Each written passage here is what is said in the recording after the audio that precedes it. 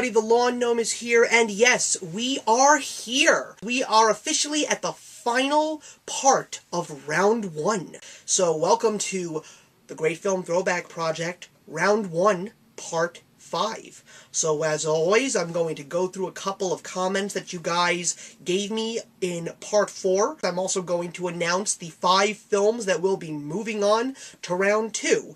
And before I go into the comments, I want to also give you guys a little bit of a rundown of how Round 2 is going to go. I have gone through all of the videos many times, and I've taken a look at the movies that most people had basically spoken about the most often out of all of the 50 films that I have chosen. So what's going to happen is we have gotten 50 films down to 25. So what's going to happen is I am going to take 5 films from those 25, so we're going to have 20, and they're going to get a bye round. They're not going to be voted on for the next round. These 5 films will officially be in for Round 3.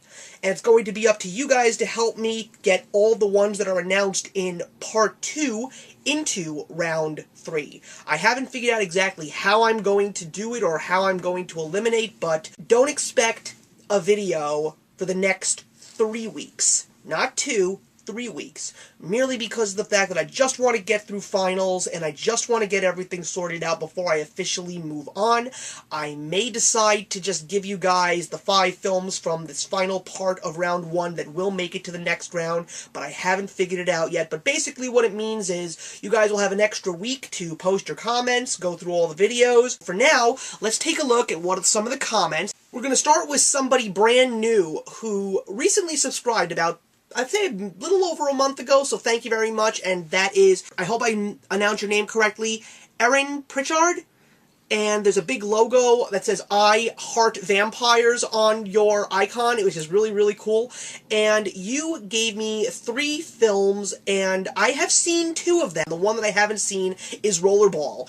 I know that it's a very big cult sci-fi film. I know that the 2002 remake was pretty terrible, so I don't know if I'll ever see this movie, but I know that it's a very well-known cult classic in the world of science fiction and sport, and I have seen the Baz Luhrmann Romeo and Juliet film with Leonardo DiCaprio and Claire Danes, and I have said this a couple of times, not many, but Baz Luhrmann is a director that I really haven't sat well with, and I really didn't like Romeo and Juliet, nor did I like Moulin Rouge, but I really liked The Great Gatsby. I thought that that was a fantastic take on a classic story, and considering that that story has been given so many movies, this was definitely one of the better ones. I thought that Leonardo DiCaprio and Tobey Maguire were phenomenal, as was Carey Mulligan. The Matrix is one of my all-time favorite films in sci-fi. It's a landmark achievement. It really set the bar for science fiction, introduced the mainstream to things like cyberpunk and anime storytelling. The Matrix, I own all 3 films, as well as the Animatrix, and I have the Animatrix soundtrack. I love those movies so much, so The Matrix is a true movie that I hold near and dear to my heart, so thank you for suggesting it.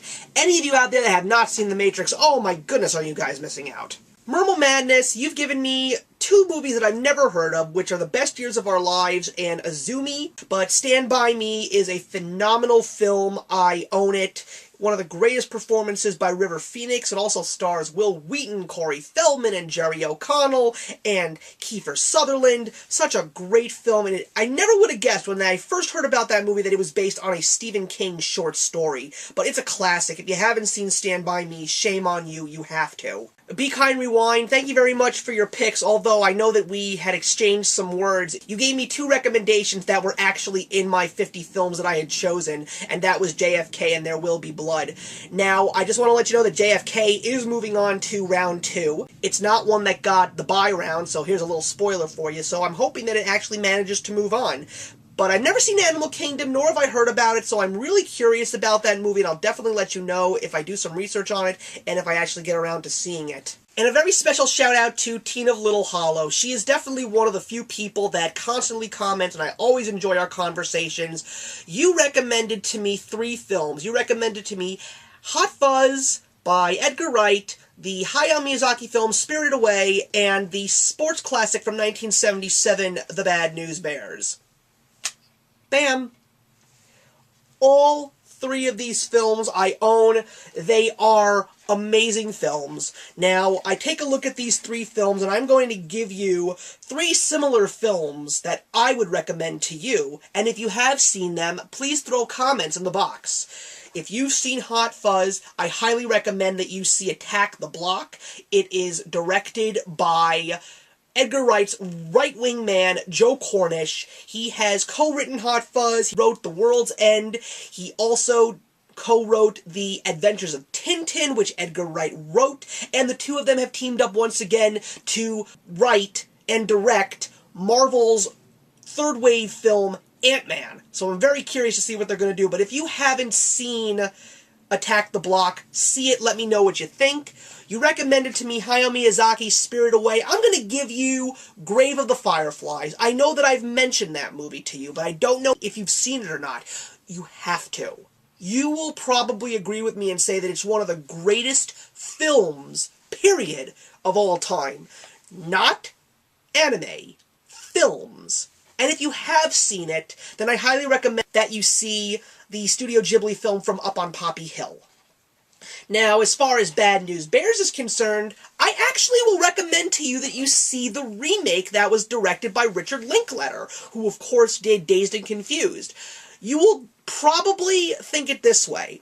I personally thought that the original film was better in terms of story, but what will be the true saving grace of the remake is the soundtrack and Billy Bob Thornton filling in Walter Matthau's shoes. Call me a blasphemer or whatever, but I actually thought that Billy Bob Thornton as Buttermaker was much better than Walter Matthau. So if you haven't seen the remake, I highly recommend that you do, and that's pretty much it. So guys, thank you very much for your comments, and thank you very much for your votes. Now let's take a look at who won Round 1, Part 4. I have to say the biggest surprise was the fact that Les Mis got no votes whatsoever. And I have been just hearing nothing but amazing things about Les Mis. So this only means one thing, and my girlfriend is probably going to go do backflips in her room, knowing that I'm probably going to end up seeing Les Mis a lot sooner, because she has been dying to get me to see this movie. My sister and her husband rave about that movie, and so many other people that I know absolutely love it, so I'm going to see it. And I'm really surprised. Be Kind Rewind, I'm so sorry, but In the Heat of the Night did not make the cut, and I'm really a little upset about that, just because of the fact that I've heard such amazing things about it. It's the famous movie with the line, "They Call Me Mr. Tibbs," from Sidney Poitier, and I'm hoping to get around to that movie eventually. But for now, here are the winners from Round 1, Part 4. They are The Magnificent Seven, Full Metal Jacket, Lawrence of Arabia, The Good, the Bad, and the Ugly, and The Jazz Singer.